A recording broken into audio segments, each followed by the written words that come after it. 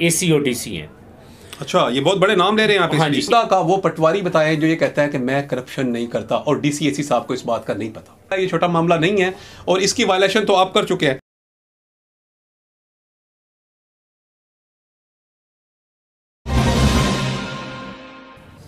अस्सलाम वालेकुम, live news के साथ मैं हूं मोहम्मद तारिक। सरगोदा का इस वक्त एक बड़ा ही हाईलाइटेड इशू है और हमें लगा कि हमें इस इशू को उठाना चाहिए। इसकी पहली वजह यह है क्योंकि ये हमारे सहाफ़ी भाई के ख़िलाफ़ किया जा रहा है। हम ये कहते हैं कि अगर हमारे सहाफ़ी भाइयों में से किसी की गलती है तो उसे बताया जाए, सिर्फ उस पर इल्ज़ाम ना लगाया जाए। हम इस इशू की तरफ चलते हैं। हमारे साथ मौजूद हैं जनाब माहर साजिद शाकिर साहब। इनको हमने स्पेशल बुलाया कि आप प्लीज़ आके हमें ये छोटा सा एक इंटरव्यू दें इस बारे में, ताकि दूध का दूध और पानी का पानी हो सके। साजिद साहब का ताल्लुक़ है, ये नुमाइंदा है PTV पाकिस्तान टेलीविज़न के, ब्यूरो चीफ़ है रोज़नामा मीडिया एक्सप्रेस के, और उसके अलावा ये सोशल एक्टिविस्ट हैं पूरे सरगोदा में। जहाँ पे भी कोई ऐसी चीज़ नज़र आ रही हो जिसमें करप्शन है या किसी की हक तलफी है, वहाँ पे ये आवाज़ उठाते हैं। सेमिलरी बिल्कुल इसी तरह जनाब ये जो वाक़या हम आपको सामने पेश करने जा रहे हैं, इन मोहतरम का नाम है शौकत हयात पटवारी। मोहतरम मैं इसलिए इनको कह रहा हूँ क्योंकि अभी तक जो है ना हमारी साजिद साहब से इस बारे में बात नहीं हो सकी प्रूफ के साथ कि ये साबित हों करप्ट। जब तक ये करप्ट साबित नहीं होते हमारे मुताबिक तो हम इनको मोहतरम कहेंगे, लेकिन अगर ये साबित हो जाते हैं तो उसके बाद ये पटवारी हो जाएंगे और ये करप्ट हो जाएंगे। इन पे इल्ज़ाम लगे बुरी तरह से, और हमने इसको सॉरी बादल चाहता हूँ कि हमने इनको देखा जब इन्होंने साजिद साहब पर इल्ज़ाम लगाया ब्लैक मेलिंग का। हमने सारे केस को स्टडी किया। इस केस स्टडी में पता हमें ये चला कि कुछ इलीगल चीज़ें थी जो शौकत साहब ने की हुई थी। उन इलीगल चीज़ों को साजिद साहब ने हाईलाइट किया। हाईलाइट करने के बाद इन पे उन्होंने इल्ज़ाम लगाया कि जनाब ये ब्लैकमेलर हैं, ब्ला ब्ला ब्ला, जैसा कि सहाफ़ियों के बारे में होता है। ये मैं तो कहता हूँ उनकी हौसला अफजाई होती है कि कोई उन पे कम अज़ कम इल्ज़ाम तो लगाए, और इस इल्ज़ाम को तो हम कंसीडर ही नहीं करते। माहर साजिद शाकिर साहब, बहुत शुक्रिया आप तशरीफ़ लाए जनाब। वेलकम करते हैं अपने स्टूडियो में आपको। माहर साहब, टू बी ऑनेस्ट, ज़ाहिरी बात है एक बंदा मुआशरे में काम कर रहा होता है तो वो उसके पास SOPs होते हैं। आप ये कहते हैं कि शौकत हयात पटवारी ने सभी SOPs को हवा में उड़ा दिया। आप हमें ये बताएं कि वो कौन से SOPs आप समझते हैं कि जो इन्होंने हवा में उड़ा दिए? जी बिल्कुल, बिस्मिल्लाहिर्रहमानिर्रहीम। सबसे पहले तो मैं आपका शुक्रगुजार हूँ कि आपने मुझे अपने स्टूडियो में बुलाया। और मैं आपके स्टूडियो की वसातत से और आपके चैनल की वसातत से सरगोदा की इंतज़ामिया से और आपके सवाल का भी बखूबी जवाब दूंगा कि राव साहब, सबसे पहली बात तो ये है कि सरगोदा में वाहिद ये पटवारी है शौकत हयात गोंदल, जो इंतज़ामिया का खासो खास लाडला है। सरगोदा इंतज़ामिया का जिसमें AC और DC हैं। अच्छा, ये बहुत बड़े नाम ले रहे हैं आप। हाँ जी, AC और DC। उसकी ख़ास वजह यह है कि AC साहब तो बाद में है, पहले DC साहब है। DC साहब के पास इसके नाम की 4 एप्लीकेशन ऑन दी मार्किंग पड़ी हुई है। 4 एप्लीकेशन आपने उनको दी हुई है, जिसमें से DC साहब को DC साहब ने AC साहब को मार्क की है। AC साहब ने, जिसमें सबसे पहला केस मैंने हाईलाइट किया है रज़िया सुल्ताना का। जो अच्छा, मैं माज़रत चाहूँगा, पहले आपने इन पे एक इल्ज़ाम लगाया है कि ये अपना प्राइवेट इदारा नहीं बना सकते, ये अपना प्राइवेट मुंशी नहीं रख सकते। क्या गवर्नमेंट की तरफ से कोई ऐसी SOPs जारी हुए हैं? जी बिल्कुल, गवर्नमेंट ने बड़ी सख्ती से रेवेन्यू डिपार्टमेंट को एक लेटर लिखा है और उसमें अपना हुक्म जारी किया है कि कोई भी पटवारी एक प्राइवेट अपना दफातर नहीं बना सकता। क्योंकि हाई कोर्ट ने यह समझा कि पटवारी प्राइवेट दफ्तर में बैठ के सबसे ज़्यादा करप्शन और 2 नंबरी करता है। तो फिर माज़रत हाई कोर्ट का कोई इस पे हुक्मनामा भी जारी होना चाहिए? बिल्कुल, हुक्मनामा DC साहब को जारी हुआ है और हाई कोर्ट जस्टिस साहब ने बड़े सख्त अल्फाज में कहा है कि जिस जगह पे प्राइवेट इनका दफातर मिला या प्राइवेट मुंशी उस दफातर में पाया गया, उधर के DC और रेवेन्यू डिपार्टमेंट के हेड को उस पर FIR दर्ज होगी। अच्छा, ये एक हाई कोर्ट का ऑर्डर था जी, जिसमें ये कहा गया कि प्राइवेट दफ्तर नहीं हो सकता और प्राइवेट मुंशी नहीं हो सकता, और इसकी वायलेशन की गई है। जनाब, ये तो सीधा सीधा हमारे सरगोदा इंतजामिया पे बात जाती है कि आप लोगों को भी जब हाई कोर्ट का ये लेटर मिल चुका है तो फिर ये शौकत हयात पटवारी ऐसे कैसे कर सकता है? ये एक बात साबित हो चुकी है क्योंकि ये हाई कोर्ट का मामला है, ये छोटा मामला नहीं है, और इसकी वायलेशन तो आप कर चुके हैं। माज़रत चाहूँगा, दूसरा इल्ज़ाम आपने इन पर लगाया कि रज़िया सुल्ताना नामी बीबी है जिसकी जगह इन्होंने जालसाजी के जरिए मुंतकिल की। क्या इस बात का कोई प्रूफ है? जी बिल्कुल, इस बात का प्रूफ ये है कि जनाब हम DC साहब के पास हाजिर हुए इसके बाकायदा प्रूफ लेके। DC साहब ने जब हमारी बात मुकम्मल गौर से सुनी और सुनने के बाद उन्होंने इसको गिल्टी साबित हमने कर दिया उनके सामने।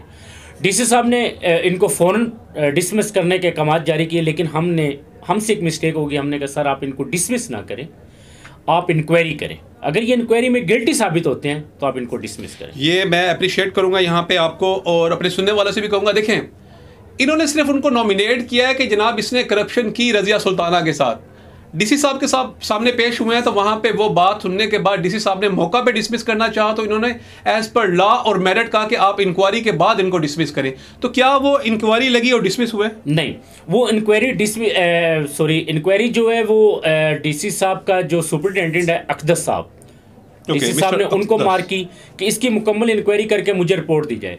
और आज उस इंक्वायरी को 2.5 माह हो गए। अकदस साहब के ऑफिस में मैं बजाते खुद 5 दफ़ा जा चुका हूँ। अकदस साहब हमें कोई लिफ्ट नहीं करवा रहे, और अकदस साहब को इन्होंने अप्रोच करवा के इंक्वायरी को वहीं पे रखवा रखा है। एप्लीकेशन आपके नाम से दी गई है? एप्लीकेशन मेरे नाम से दी गई है और रज़िया सुल्ताना की तरफ से भी दी गई है। रज़िया सुल्ताना साहबा इसमें खुद अपीयर है? हाँ जी बिल्कुल, अपनी जेल साजी के सिलसिले में। बिल्कुल। अच्छा, 2 बातें यहाँ पे बिल्कुल क्लियर हैं। देखें, बात वही होती है जो सच है।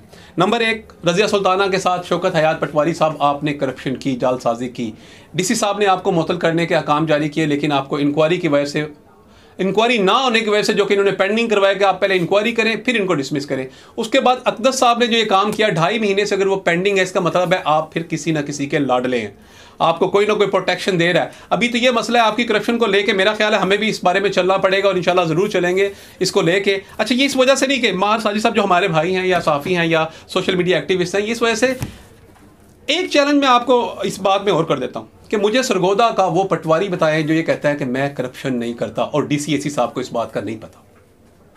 और अगर डीसीएसी साहब को पता है तो फिर उनके खिलाफ कार्रवाई क्यों नहीं होती?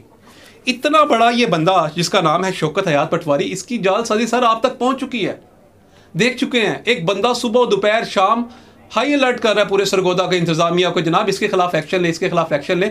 उसको उल्टा ब्लैकमेलर कहा जा रहा है। अगर वो करप्शन में मुलविस नहीं है, अगर उसके जालसाजी में रज़िया नामी जो खातून है उनके डॉक्यूमेंट्स आपके पास नहीं पहुंचे तो उसको छोड़ दें, और अगर पहुंच गया तो उसको ना पकड़ने की वजह आप पे सवालिया निशान है हमारी सरगोदा इंतजामिया पे। अच्छा, मां साहब आपने एंटी करप्शन में इनके खिलाफ कोई कार्रवाई की है? एंटी करप्शन मेरी बात बीच में ही थी कि रज़िया सुल्ताना के खिलाफ, जो इन्होंने रज़िया सुल्ताना की जायदाद पे किसी को काबिज किया उसके नाम की, गिल्टी तो साबित ये उसी दिन हो गया था कि जब साबका एसी, ये मेमन साहब की पहले जो एसी साहब थे, उन्होंने इसको गिल्टी साबित किया और वो इंतकाल खारिज किया जो इसने 2 नंबर तरीके से किसी सेकंड पार्टी के नाम पे जायदाद की। यानी कि पहले ये एक इंतकाल 2 नंबर ट्रांसफर कर चुके थे और खारिज किया फिर। हाँ, और गिल्टी साबित होने के बाद एसी साहब ने वो इंतकाल खारिज करके रज़िया सुल्ताना के नाम पे दोबारा कर दिया।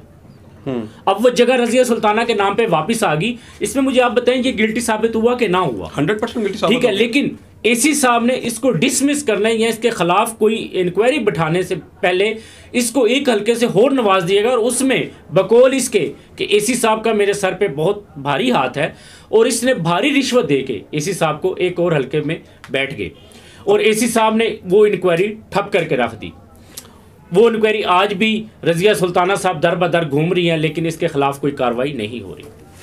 जी, ये तो मुद्दा ही ख़त्म हो गया यहाँ पे। इंशाल्लाह जी हम इस शौकत पटवारी को लेकर चलेंगे, इसकी करप्शन को लेकर चलेंगे, और उम्मीद करेंगे सरगोदा इंतज़ामिया से। हम देखते हैं कि रज़िया के साथ इंसाफ कैसे नहीं होता, शौकत पटवारी को सज़ा कैसे नहीं मिलती। देखें, अगर गिल्टी है तो सज़ा मिलनी चाहिए। 2 चीज़ें साबित करते हैं। हाई कोर्ट का ऑर्डर है, उस पर आप लोगों ने अमल नहीं किया। सरगोदा इंतज़ामिया ने शौकत पटवारी के सर पर किसी का हाथ है जो कि साबित हो चुका है, और मैं कहूँगा कि ये फिर सरगोदा की फ़िज़ा इससे ख़राब होगी। अगर आप लोगों को इंसाफ मुहैया नहीं करेंगे, लोगों की जायदादों पे कब्जे करवाएंगे, उनके गैर कानूनी इंतकाल करवाएंगे, फिर तो फ़िज़ा ख़राब होगी।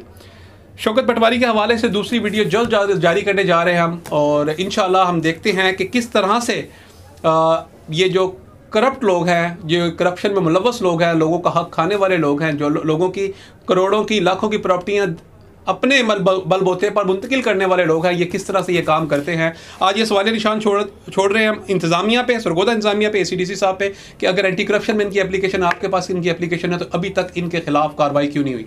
जी, मैं आपके चैनल की वसातत से एक और बात करना चाहूँगा जी कि मोहतरम के ये जो शौकत हयात पटवारी है, अगर ये गिल्टी नहीं है तो मैं डीसी साहब को उनके व्हाट्सएप पे इनकी सरगोदा से तकरीबन 11 से 12 चैनल पे इसकी खबर चल चुकी है।